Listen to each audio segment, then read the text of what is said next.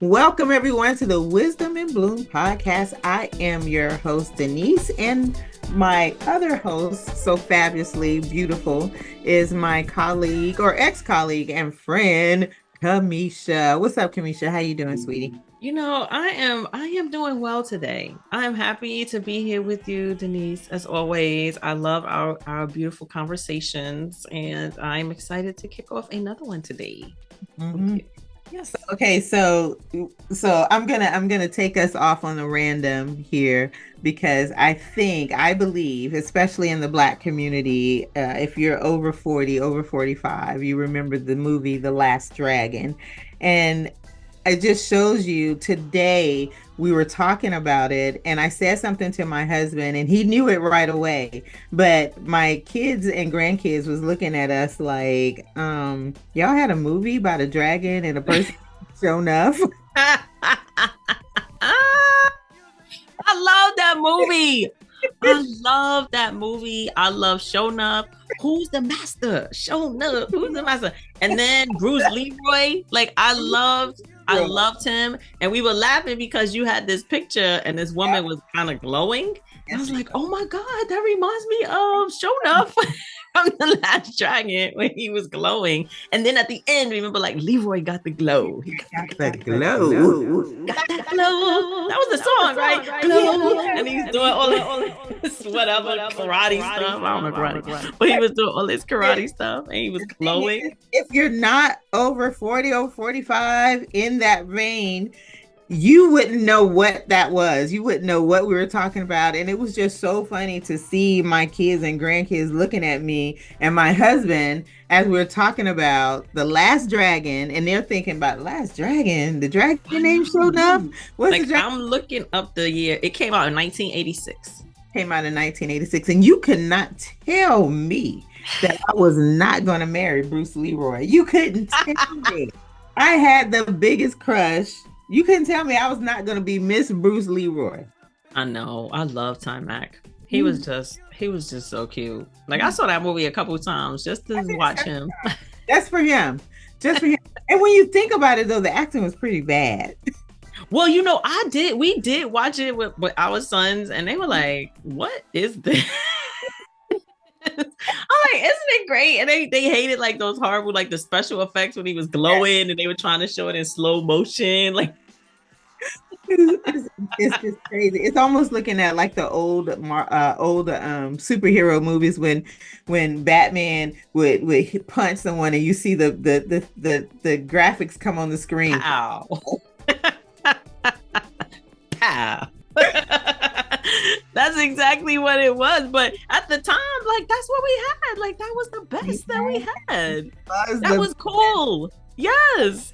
That was cool. We have come a long way in a short amount of time though, with all the CG and all the different graphics and stuff online that they have now in movies and video games. But at the time, there was very little. So that was special. And everything looks so real life right now though.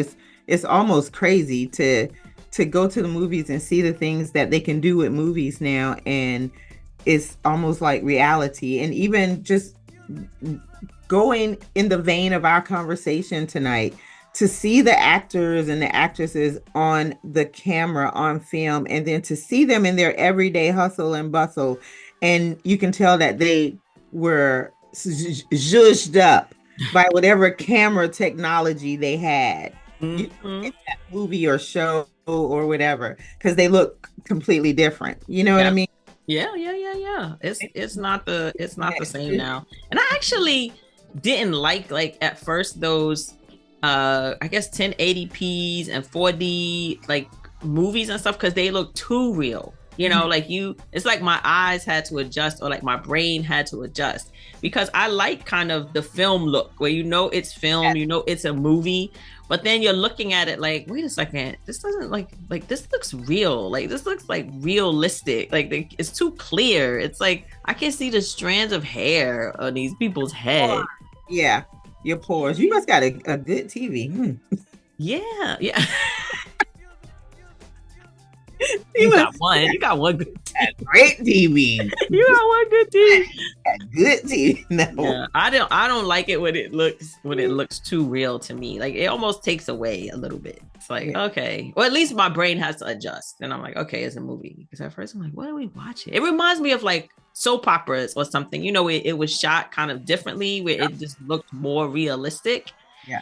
versus a movie where I like the film look. Like it. Speaking of realistic, so Kamesha, I was walking, and this is our we're zoning into this conversation today that we're gonna have around just accepting our authentic self, which is kind of cliche because you hear it so much.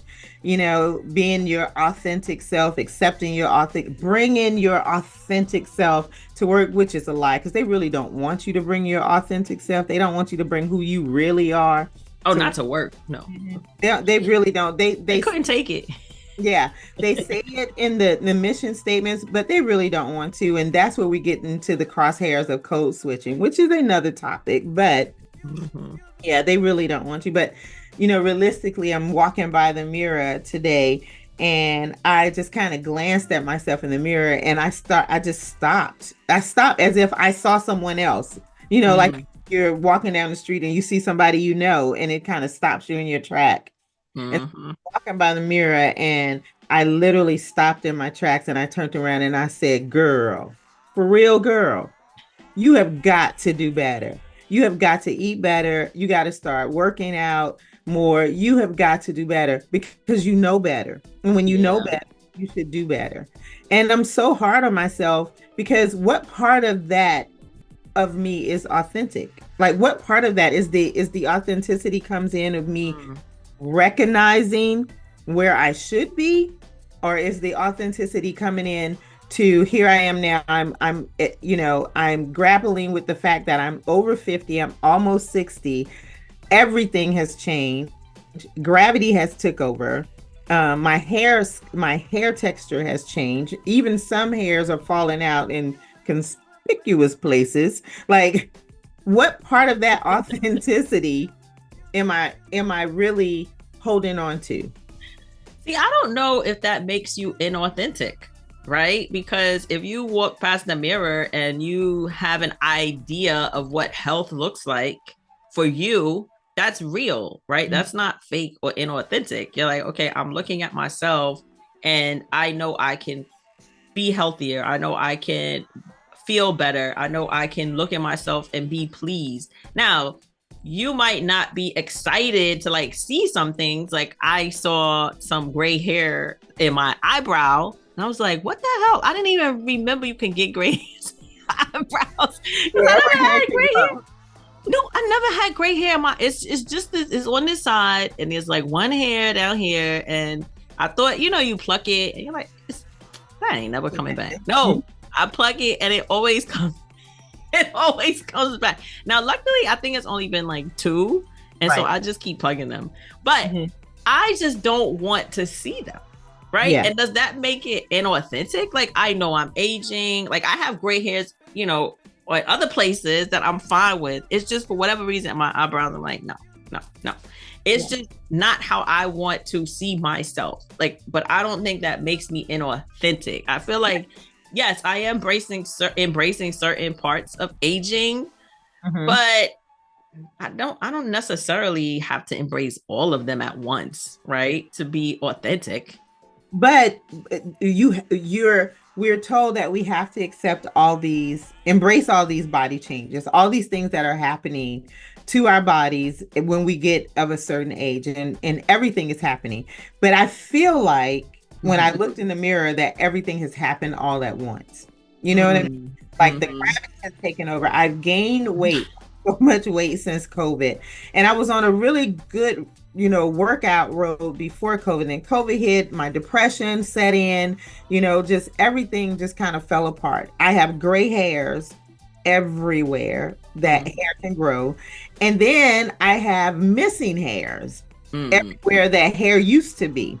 And I'm trying my best to embrace all of these changes while society tells us that we should be flawless. When you look at everything that's on social media and the movies and the TVs and the shows, I struggle with just my grandjoys and my kids, just trying to tell them, that's not reality. This is reality. All this stuff that's happening to me, all these things that are happening, far be it, some of it was self-sabotage. I could have controlled it by doing better things, but this is real life. So how do you attack that? Well, I think there's a difference between like a flaw and wanting to like change something because it would make you feel better, like about you. So for example, like if you say a flaw is, okay, so when we were like doing research, like one of the things that came up was stretch marks, right? Because stretch marks are like a big thing for some women. I know that there was actually something online before with, different celebrities who like posed in like bikinis and then they showed their stretch marks. And of course, people come for them on social media. Like nobody wants to see, those tiger stripes. Nobody wants to see all of that stuff. But to me, that is being who you are and like authentic, right? It's like I have these stretch marks. I still look fine in my bikini. Like I'm not going to now not wear my bikini because I want to hide my stretch marks. Like they are a part of who I am. So it's almost like embracing who you are, which is different than looking at it as a flaw. Like, oh my gosh, this is like a negative thing. I have these stretch marks. This is just something bad I have to live with and accept. It's like, no, it is what occurred when you maybe had children or, had some shift in weight for whatever reason. And now this is just how your body has reacted. So there's like definitely an acceptance that has to come with that, but you can't accept it if you look at it as a flaw, right? You just accept it. It's accepted if you say this is my body now as it stands and I'm okay with it. But if you say I'm not okay with gaining weight, I'm not okay with like being an unhealthy size, I'm not okay with feeling like, I'm gonna have a heart attack every time I walk up 2 flights of stairs, I don't feel like that is a flaw or that's not accepting yourself. That's really saying this isn't who I want to be right in this stage in my life. And like I can do something about that. Yeah. And when you look at those things as well, when you look at those things, it's like, this is my proof of life. Everything that's happening to me, even my stretch marks, even my gray hairs, even me gaining weight. And I know that there's something that I can do about it. But there's a whole body thing that has to happen mentally, physically, and spiritually. Let's get to the root of why I'm gaining weight. What has my mental capacity been? But at the end of the day, when I look at my stretch marks and I look at my gray hairs and I look at the smile wrinkles or the few little wrinkles I have, it's life. Yes. Proof that I have lived. Yes. And still living. And they can say all day that black don't crack. And there is some beautiful black women out here over 50, 60, 70, 80. And I agree. Inherently we age a little different, but we still age. Right. And we still age. We still age. And there are still things that I wish I had known or was more educated on to do better in my latter years so I can have more quality of life. I mean, in my pre-years, so I can have more quality of life in my latter years. Like what? Like what would you have done different? I think that if I hadn't had more knowledge about food, I mean, we talked about that earlier today, just knowing more about food, knowing more about what food does to your body. I mean, I think I had a naive sense about it, but you think you're invincible when and you just kind of eat everything. So I think that's one of the things. I think with my mental health, if I had not fall into the prey of the stigmatism of the Black community of saying, you don't need no psychiatrist, you don't need no therapist. Would you think you crazy? Because it was so shunned in our community. I wish that I was strong enough to say, yes, I do. I need that. And I'm with a therapist now, and I feel like I should have did that a long time ago. You know what I mean? But I was so worried about letting go of the perfectionism that our community kind of put on us and the stigmatism around getting a psychologist or getting a psychiatrist. Right. Yeah. I can see that. I mean, there's this idea, I think, of perfectionism, right? Like if I say that I need help with my mental whatever, or I'm going through something in life where I can't get through it on my own, or I'm having challenges and I need some support, where people are going to say, okay, you are weak and you can't handle your life. And that takes away from this, facade of perfectionism, I guess, that we are trying to uphold, especially as women, when we have like 1,000 things that we're juggling. If you're married, if you have children, if you have family, if you have, community that you're taking care of, if you work a job, a full-time job, you work in the home and do, like all of the things, you don't want to make it seem like you don't have all of the things together, right? Because then that somehow shatters like this idea of perfectionism. But I also think that self-acceptance, when you said like, I didn't know about the food that I was eating, I didn't know about the mental health, like self-acceptance is saying to yourself, okay, I didn't know that then, but I know it now. And it's okay that I didn't know it then because I know it now and I'm doing something about it. Like you can't really accept yourself, to me, like as you are, if you are still always looking back at like the mistakes that you made or the things you didn't know or the stuff that you didn't do. It's like, this is who I am now. Like I didn't know that back then, or even in relationships, right? Like I may have not treated you well, but I did not know that bothered you. You know what I mean? I'm not going to keep beating myself up about it. Like now I'm accepting myself as I am and accepting where I am in life and like moving from here. Yeah. But do you feel like a part of acceptance too is to do away with the comparison? Like you look at other people who you may think have it all together, like the perfectly decorated home, the perfectly, perfect cars, their perfect kids, everything looks so perfect, especially on social media. Yeah. Then you look at that and you go, I accept who I am, but what if I had that, or I wish I could have had that? That whole dreaded part of you that is comparing yourself to others, even though you know that you're doing the best that you can. And I think that's a downfall of us, especially women. I really do. Yeah. Well, I mean, I guess that goes back to like this perfectionism piece, I mean, as a mom, like you're constantly, it's hard not to compare yourself to other women and other moms and other parents when you see, what other kids are doing and their like perceived successes. And then you think, oh, well, my kid isn't doing that. So what does that say about me as a mom? And I'm not perfect, or I didn't do everything right, or I didn't do things the way that society, tells me that I should have done it. I have 2 sons and one son didn't go to college. And it really bothered me initially when he would say this. And I'm like, oh, well, you should go and you should try it out. Oh, you should go and you should see. And then I really had to think to myself, okay, like, well, not think, but really like work on this with myself. And I'm still working on it. Honestly, it's a work in progress, because I think I was brought up with this idea that you go to college if you can afford to go to college. Like you go to college, even if you can't afford to go to college, you go to college because Black people didn't have the opportunities to go to college before, right? You go to college because your children will be more successful. You go to college because they are going to make more money. You go to college because you don't want them somewhere under a bridge, right? Like homeless.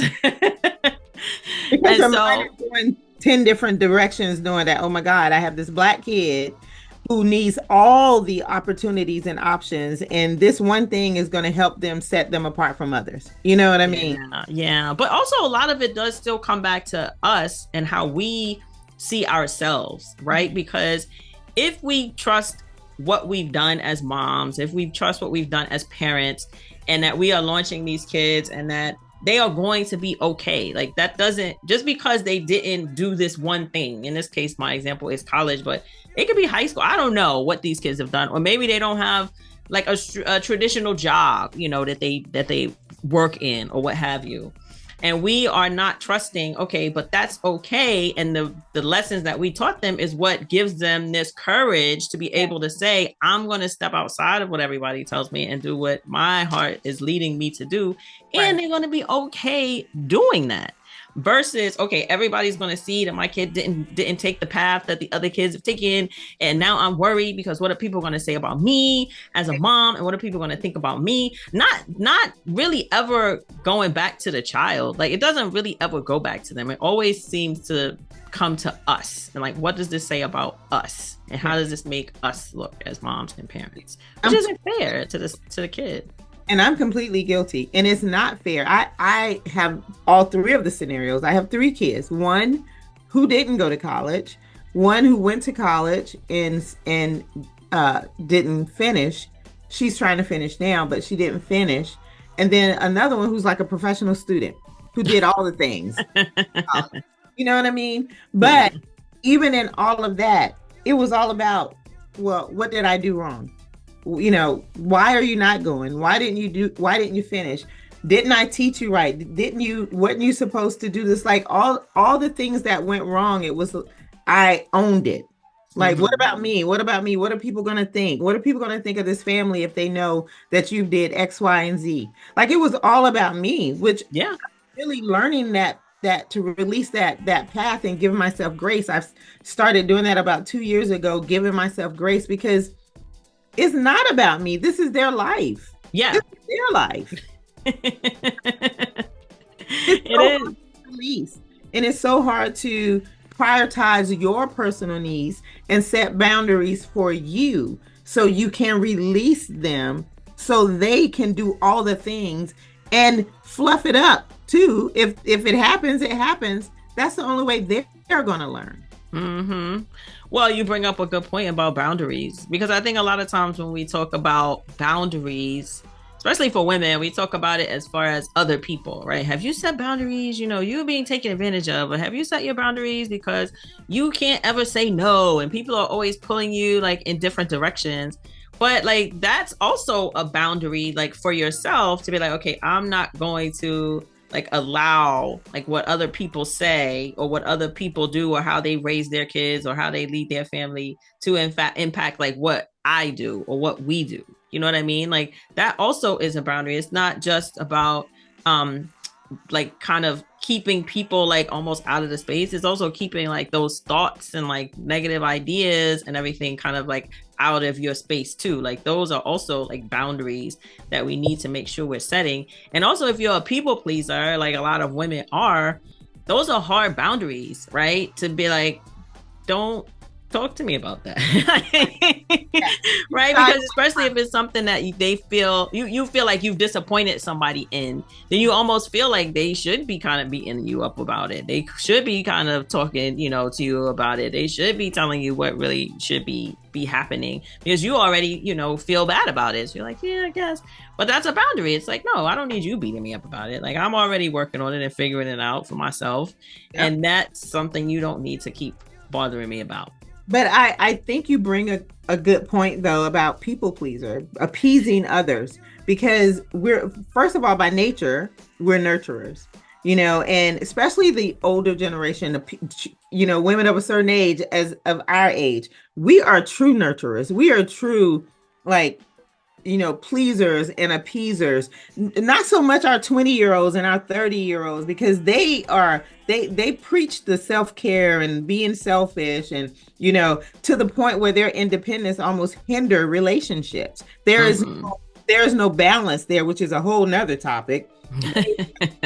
Lost. Like, forget y'all. YOLO. Yeah, really. But for women of a certain age, we're nurturers, we are pleasers, we appease everyone. So that whole conversation around boundaries and doing for yourself, it's not that it's foreign, but it's like, I don't think about it like that. I think that if I'm helping them, it brings peace to my home. So in essence, it helps me. And that's how I look at it. Like, you know, if I'm helping you to get out of that chaos, then it brings peace to that home, which brings peace to me. And And I know that there are some women that think about it like that because I've had conversation with women, but really we need to release that. We need to release that and own our own peace and protect our own peace and set the boundaries so that chaos doesn't come to us in the fashion that we are the fixer. So Because we you're saying that it doesn't bring peace, or it does bring peace? Like it no, sounds like you were saying two things. no, I'm saying that a lot of times when you are trying to fix that chaotic thing that has happened, that Mm-hmm. you try to fix it to bring peace to your home so you can have peace. You know, Uh, mm-hmm. so you can have peace. But in essence, you need to have your peace anyway. They need to relinquish that and take care of their own stuff. And our no should be no. Our no is our peace. Where do you think this people pleasing comes from? Because I do feel like you are right when you say when you're younger, right? Like you have you're a teenager, or you are like a 20 something. Like I can remember being like, no, like, I'm not doing that. Or, having conflicts with my mom because she's telling me one thing and I'm not willing to just be like, okay, whatever you say. I would like buck against that and kind of do my own thing. But something shifted somewhere where now, or maybe, well, now I feel like it's kind of coming back around where I'm trying not to be as much of a people pleaser. But there was definitely a shift somewhere in there. And maybe it was around like 30s or something, where then I started to become more of a people pleaser again. Like, oh yeah, I need to be more concerned about, not hurting this one's feelings. Oh, I need to be more concerned about, making sure I help this person, or that I don't make this person upset, or what have you. And I'm not really sure where that like came from, except is there something that happens as you get older where you feel like you should be more concerned about people and their opinions versus less concerned about people and their opinions? But I don't feel like you are less concerned about their opinions. I think you are more confident in who you are. You understand what I'm saying? So for instance, someone Mm-hmm. said something about you when you're in your 20s or your 30s, and especially in this social media area, people just kind of lose their mind. Then Mm-hmm. as you grow, you say you don't care, but it's not that you don't care. You just know who you are. You know more of who you are and where you stand. So what they're saying doesn't have the validity on you that it would when you're younger. Now, the shift, I do think that the shift started changing for me when I became a mother. Mm-hmm. When I became a mother, I just inheritedly start doing things for the one kid, then the second kid, then the third kid, then the hubby, then the kids' friends, then the kids' friends, then Mm-hmm. you know what I mean? It was like a snowball effect. And before you knew it, you're down a rabbit hole and you don't even know how you got there. And it's then you start comparing too to like And yourself as a mom to like other moms and other families to see if you're like doing enough like for your kids and making sure that they are being successful, and if it's you're very much tied now to like who they are and their success, because there is a point as a parent, as a mom especially, because that's what we were moms or still are moms, where they need us. So they need us to guide them. They need us to make the right decisions. They need us to, protect them and make sure that there's no like harm kind of coming to them. And sometimes I think when you're trying to navigate parenthood and you're not 100% sure, you do start comparing yourself, right? And you do start like looking around, and you do start thinking, oh yeah, this is probably what I need to be doing. Even though you might think, well, I don't know if that's right for my kid, but you're like, well, they're doing it over there, right? So now you should start doing it. And then maybe it just becomes like this snowball of just always wanting to do like the right thing. Yes. Right. So now it's not just about doing the right thing by the kids. Now it's about doing the right thing by everybody. And then not right thing for you, but right thing for other people, which becomes then this whole like big people pleasing spiral that you have to unwind like later on in life when you realize this is not working. I think that we almost do it, unconsciously. Like, it's not that we don't care about who we are.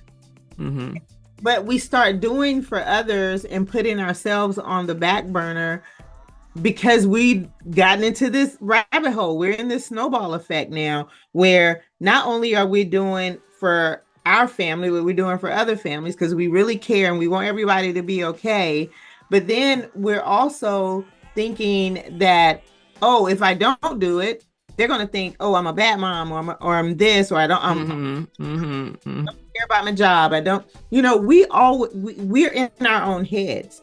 So the shift has started to change, and it's almost like gaining weight. Like all of a sudden you went from gaining 5 pounds to 50 and you don't even know how you got there. Right. In order to lose the weight, you have to intentionally, on purpose, put yourself first. And I think that's what happens, Kamesha. I think that we get into the rabbit hole. We start serving one person, and then that one person turns to two, and that turns to three, and then all of a sudden now we are serving everybody but ourselves. And so now you said it yourself. You said now I'm paying a little bit more attention to it, so I'm starting to pull back. But you are intentionally trying to do it now. Yeah, that's true. Like I wasn't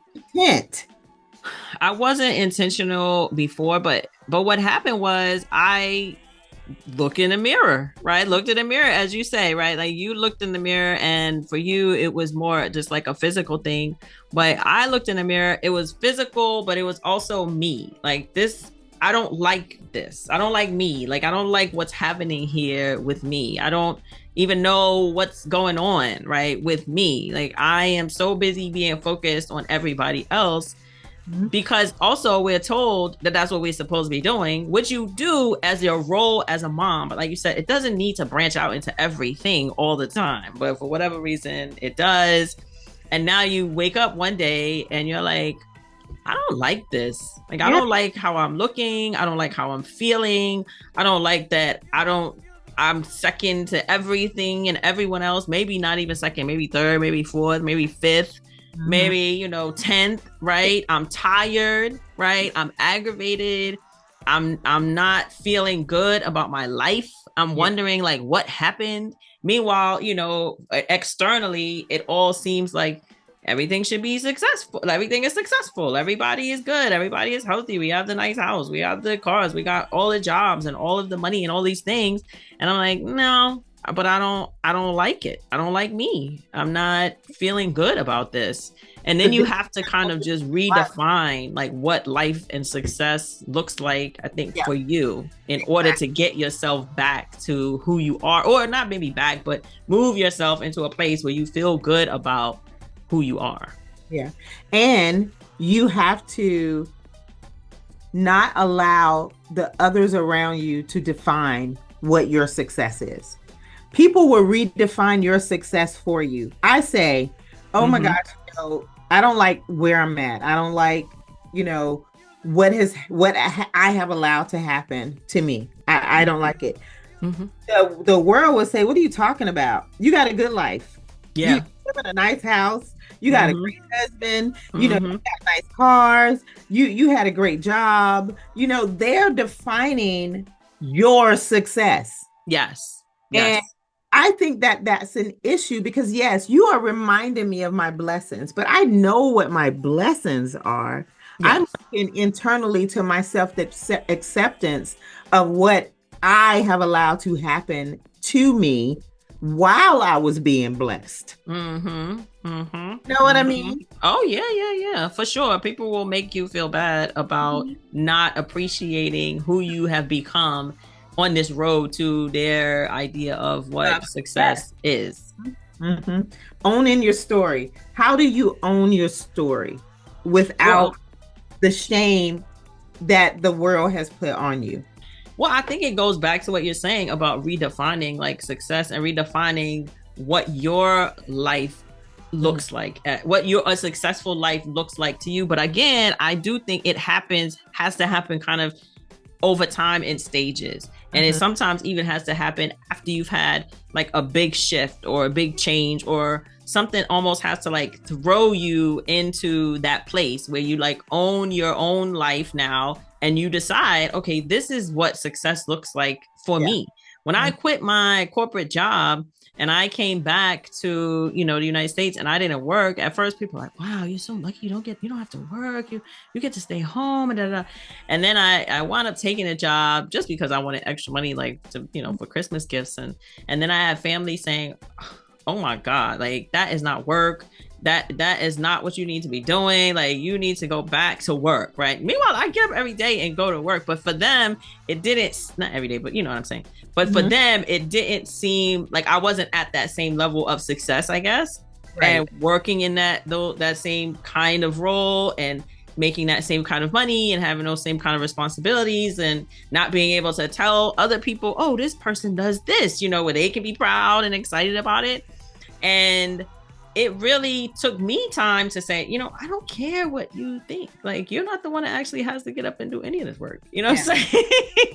Whether I work or whether I don't work. And at this point, like in my life, it's not about like where I work.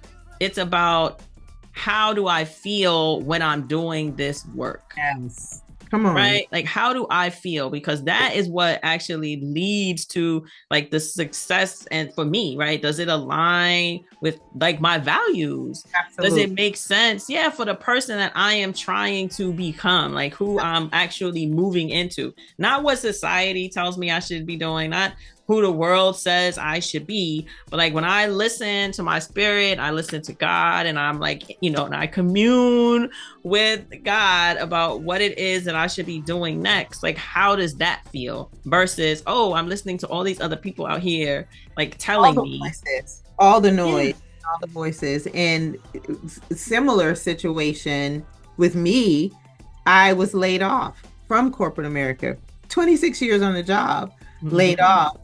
I went into a whole different funk, a different depression. Like, what am I going to do? Because it felt like a divorce. It felt like a relationship breakup because I had been there so long.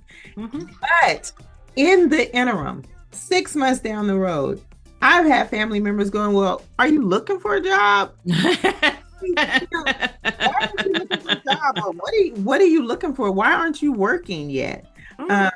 And I'm like, yeah, I'm looking, but I'm being very particular because there are things that I want to do or have, but I want to feel good about them. And like you said, we're at this time of our age where, okay, the money matters, but I matter more.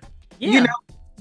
But you're right. I've had family and friends to say to me, you're just not going to work. So how are y'all living? How are y'all doing the things that y'all doing? How are y'all? That should not be the defining of who I am, whether I am working and I'm able to tell you I'm working or not.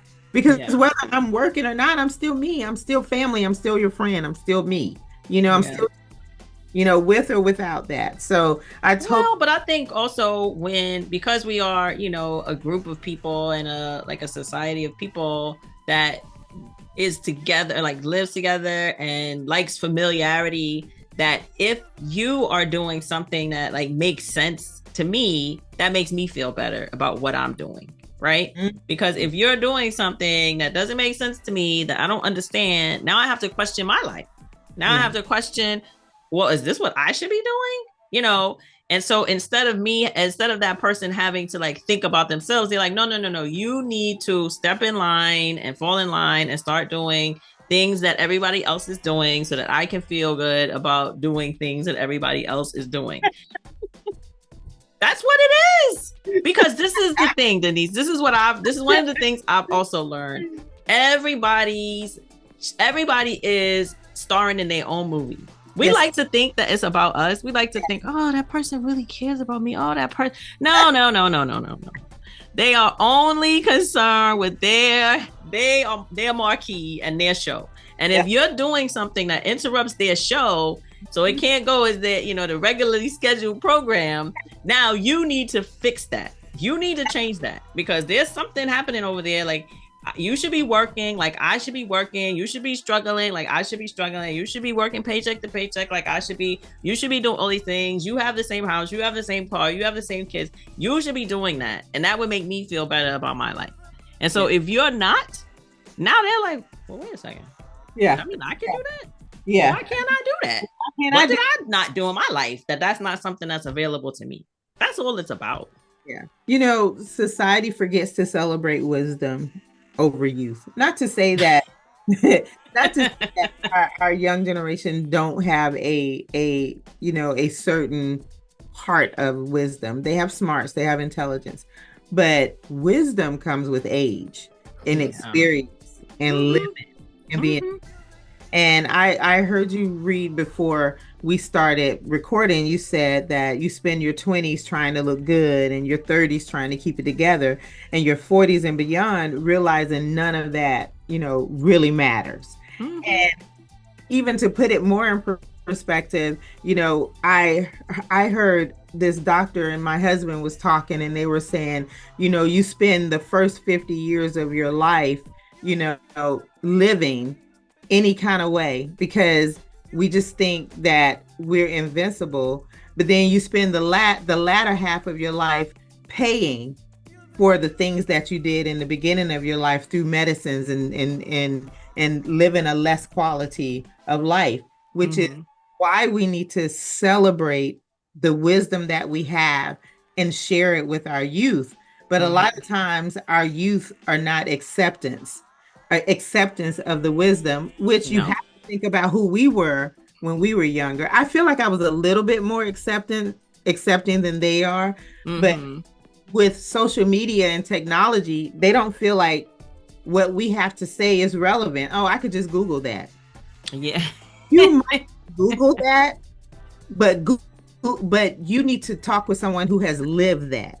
Yeah. We don't respect wisdom. We don't respect age in this society. I think some of it is where we are in the world, because there's other parts of the world where the older you are, the more you're revered, right? Yeah.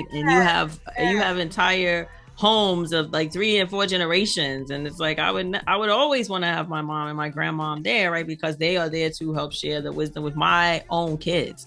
But I think some of it is like where we are like in the world and how we just don't care about people that age. Even you look at our advertising, like we used to work in, that space.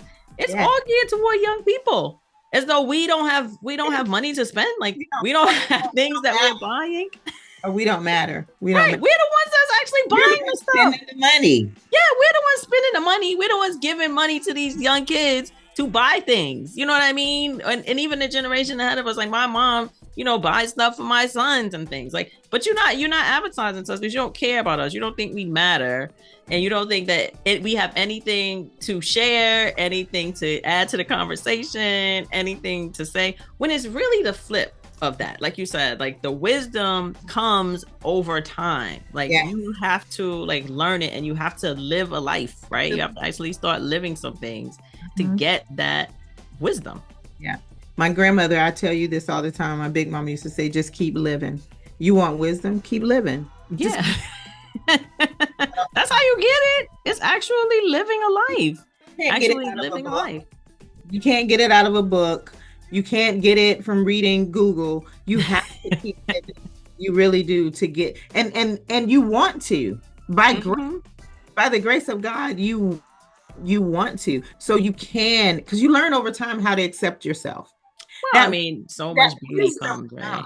Yeah, that wisdom comes with that on how to accept yourself, choosing to love yourself, choosing your flaws, choosing all of it. And I think the biggest part of that, Kamesha, and the most powerful part of that is choosing yourself, choosing you, choosing who you are, not who you were, but who you are now. And you tell me that all the time. Stop worrying about what you did in the past and try to really concentrate intentionally of what's happening with you right now. Choosing you. That's how we live our authentic self. That's how we gear towards self-acceptance, by choosing ourselves, not in a selfish way either, because it's not selfish. They say self-care, is selfish.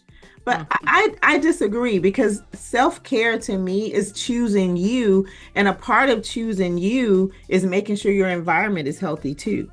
Mhm. You Mhm. know, where you I are. mean, you can't help other people. What is it that it was it Ayana Oprah said you can't serve like your cup has to be overflowing, right? Like you Yeah, have to be able to give from can't your serve from an empty overflow. cup. Yeah, what are you able to give people if your cup is empty? Right. Mm, If I ask you for $5 and you have none, you know what I'm saying? You're not helping me, right? You can't give. But now if I ask you for five and you got 5,000, you're like, mm, yeah, I can actually give something because my cup is overflowing. yes. But I mean, we all have things that we would like to have changed, I'm sure, about our lives. But like I said, to me, it's always about accepting like who you are and loving yourself as you are now, because all of those things happen so that you can be here now as you are. Yeah. And Because not if those not in things, spite of, but no, because not in of. spite of, but because of, right? Because of those things, like we can actually sit here and talk about raising our children, right? Yes. We can actually sit here and talk about, our experiences, sit here and talk about like the things that we have learned and the lessons that we have learned. So it's Absolutely. not about looking back and saying, oh, I wish it was, oh, I wish. No, like that was what your life was supposed to. There was something there that your life needed to learn, that you needed to learn for your life. Your life is always teaching you something. And if we only are looking at the good lessons, then we're missing most of the things that we're supposed to be learning. Because Nisha, most of the preach it. lessons come in, yeah, most of the lessons come in challenges. Most of the lessons come in like you're on the floor and you don't even know what to do Come on. because of what has happened. That is when you actually learn and live life. You have to Times experience have we been things. on the floor? Yeah, Just on the floor, prostrate, face down, like, come on, God. right. What is the lesson in this? Woo. Yeah, Hmm. Yeah. yeah. But there's always one. Like you just have to reach for it. Now, I'm not saying that when you're on the floor at the moment that you fall to the floor, you want to get the lesson, right? But if you lay there long enough, right, and you ask for some guidance and some support, then yes, things will start to actually be revealed. But I also believe sometimes, Denise, like we are not looking for the learning. We are not. Like we are not looking for the learning. We're so busy in the misery and the sadness and feeling sorry for ourselves. That we are not looking to say, okay, God, what are you trying to teach me with this? What am I supposed to learn? Like, what is it? Because I believe that life is for us. God is for us. Like, this is happening for us. So, if Yes. we believe that we're not victims of our lives, we are creators of our lives, then everything that is happening is for you. So, why is it happening? And And he, that way, when you get that lesson, then you can move on to the next one. and the Creator created us to create. Yeah. You know, the Bible talks about us going forth and creating, multiplying, and a lot of people look at that multiplication as the physical, as, oh, we got to have a lot Oh, of babies. children. Right. But it's so much deeper and so much more than that. We are to create, we are to birth success, birth our children's, yes, but we are to birth life, birth love, birth kindness, birth acceptance, birth the flaws and all, birth. You got to think about it. He couldn't have been just saying multiplying and birthing, because there are women who cannot. There are bear No. who cannot bear children. Yeah. So Men too. Mhm. yes. So what are they birthing? They're Right. birthing their story. They're birthing wisdom. And all of that is a part of accepting who you are. And we all have to get there, because by no means, I'm a work in progress. And I know you are. We talk about this all the time, but we have to want to learn. We have to want to get something out of that lesson. And we have to have some type of accountability within our community, between the women. You tell me all the time, what do you, I'll call you or I'll text you and I'm like giving you 10 things that has happened to me today and I'm just about to jump off a cliff or something. You say, what were you supposed to learn in that? Did you ask God? Did you ask God what was you supposed to learn? You know what I mean? Right. Yeah. I'm, I've talked with you where you have just like, I've had it, and you drove home crying, but then out of the blue I'm calling you, we talk about it, and it may not have resolved it, but it makes you set back to look at it in a different perspective. Yeah. Yeah. That's all. Well, I mean, like I said, I think it's about believing that we are all here for a Mhm. purpose. Yes. And it doesn't have to be a purpose of what's my job going to be and how am I going to work and make a living purpose, right? Because that purpose word is like kind of floating around out here. Like, what's your purpose? What should your purpose be? No, if you are here and you have breath in your body, you have a purpose. Your purpose is life, right? And you need to be about the business of living life. That's Like, it. Full stop. Now, maybe your life includes, some fancy career or, some big money or whatever, but maybe it doesn't. But yeah. what your job is to understand what that is. Like, what are you here for? Everybody is here on purpose for a purpose, right? And there are no mistakes. There's no mistakes in your life. God doesn't make any mistakes, right? Nothing is a mistake. No one is a mistake. And once we start thinking like, because sometimes like you're saying, I get into a place where I'm like, why is this happening? Like, I don't get this. I don't get, but there is still something, I guess, in me where I'm like, okay, Kamesha, like, God got you here for something. And God has always brought you through everything, right? Like, as I look back on my life. You don't believe in coincidences. No, everything. I'm still here. So there must be more for me to learn, more for me to do, more for me to, ways for me to grow. And so I try to like lean into that in those moments when, like I said, we're on the floor crying, like, what is happening? What is going on? Yeah.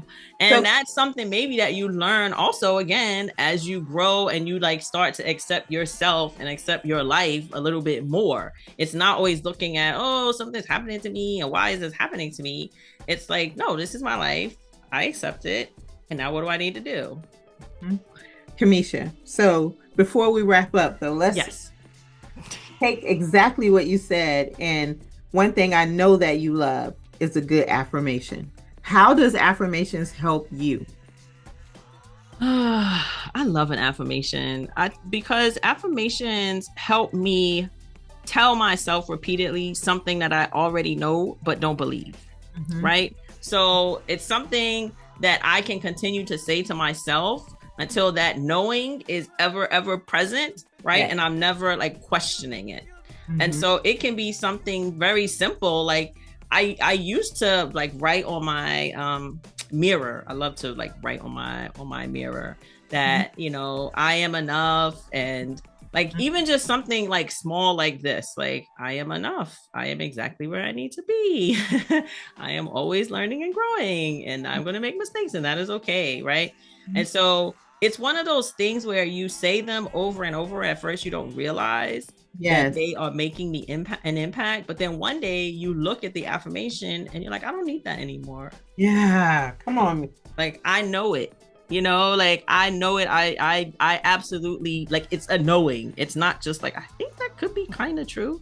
It's like, no, I know that. I don't need that. I don't need that anymore.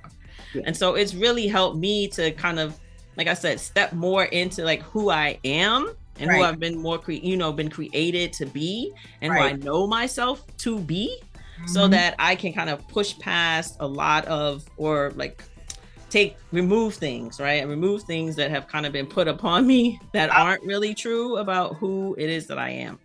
I have affirmations on my mirror too, Kamesha. I have a whole list of affirmations that I have written on my mirror, and I have added to it. So I have this whole line, and I wrote it with a red lipstick. And a lot of people come like, oh my God, you have wrote on your mirror. It is for me. It is my bathroom. It is for me. When I wake up every morning and I say those affirmations, but sometime during the day when I'm having a hard time and I walk by that mirror, I say them again, just because it helps me to keep me where, and we have to remember that we're not broken, we're blooming. And affirmations are a part of that, And as we're going to wrap up, Kamesha, we have some affirmations. That's right. We have our blooming wisdoms, which are 10 affirmations and quotes that we have, the quotes we found, but the affirmations that we have created for you ladies to help you as you are moving through different stages of your life, right? To step into more of that knowing of who you are,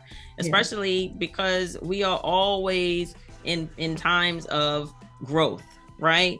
we're always reaching for more. We're always pushing to become more. And so affirmations really help you get to those next steps and next places and levels and everything in your life. So please reach out to us. We have our blooming affirmations. We want to share them with you. All you have to do is just send us a little message on any of our social medias at Wisdom and Bloom Podcast, and we will send them to you. Or you can reach out to us on our email at wisdomandbloompodcast@gmail.com, and we will send them to you absolutely free. Absolutely. And or in our show notes as well, there is a link there that you can fill out a Google form with your contact, and it'll have in there a place in there where you can let us know if you want our affirmations. 10 affirmations free to you, given to you just to remind you your self-acceptance, flaws and all, you're not accepting yourself in spite of, but you're accepting yourself because we are not broken. We are blooming. We are I love that.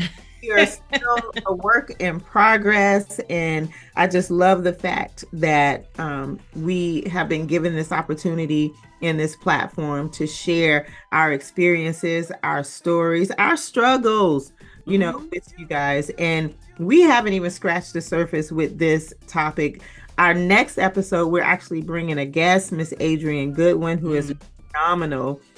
She is a diversity inclusion phenom out of New York. She's also a hostage negotiator, you guys. Oh my goodness. She has all the perspectives, and she's an author, and she's going to come on our next episode to really dig down deep into this very topic as we explore the struggles of women of a certain age and how we get to a path of self-acceptance, bringing our authentic self to wherever we go. And then talking about it also from the perspective of being like women of color, right? Because being women and being women of color, there's even another layer of self-acceptance that we have to like move into that some other women don't necessarily have to think about. Absolutely. Thank you, Kamesha. Thank you, Denise. We are so excited. We are so excited to bring you guys all the things, Wisdom and Bloom, all the things. We are working on so many things for everyone, not just affirmations, but journals and merchandise and just things to remind you that you are wisdom and you are blooming, and we are all a work in progress. And even over 40, over 50, over 60, as long as you have breath in your body, you are still working toward who you are and your purpose. So thank you guys so much. Thank you. We're wrapping up. Kamesha, any last words, girl? No, I just want to say thank you for joining us, of course, as always. And keep blooming, ladies. Keep blooming. Keep blooming, ladies. Keep blooming. Bye.